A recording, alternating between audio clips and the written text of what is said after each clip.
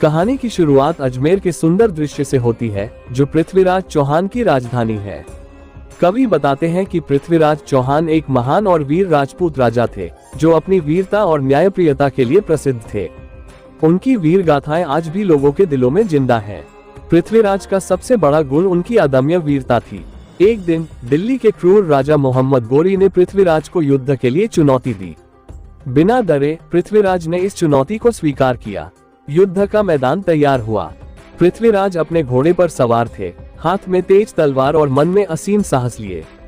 उनके सामने गोरी की विशाल सेना खड़ी थी, लेकिन पृथ्वीराज ने अपने धैर्य और वीरता से दुश्मन को मात देने की ठान ली थी। युद्ध शुरू होते ही पृथ्वीराज अपनी सेना के साथ दुश्मन पर टूट पड़े। गोरी की सेना बड़ी थी, लेकिन पृथ्वीराज के शौर्य के सामने टिक नहीं पाए।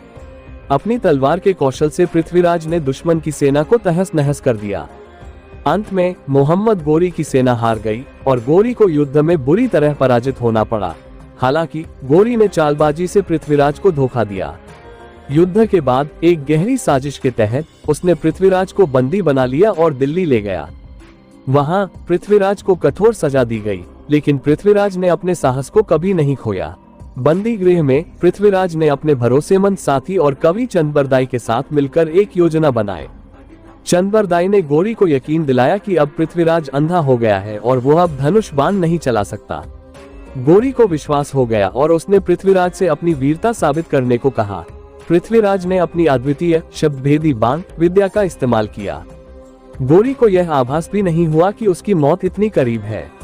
जैसे ही गोरी ने कुछ कहा, पृथ्वीराज ने उसकी आवाज के आधार पर तीर चलाया और गोरी वहीं ढेर हो गया। इस प्रकार पृथ्वीराज चौहान ने अपने साहस और बुद्धिमानी से अपने सबसे बड़े दुश्मन को मार गिराया। हालांकि उन्होंने अपनी आजादी खो दी, लेकिन उनका नाम हमेशा के लिए वीरता और शौर्य का प्रतीक बन गया।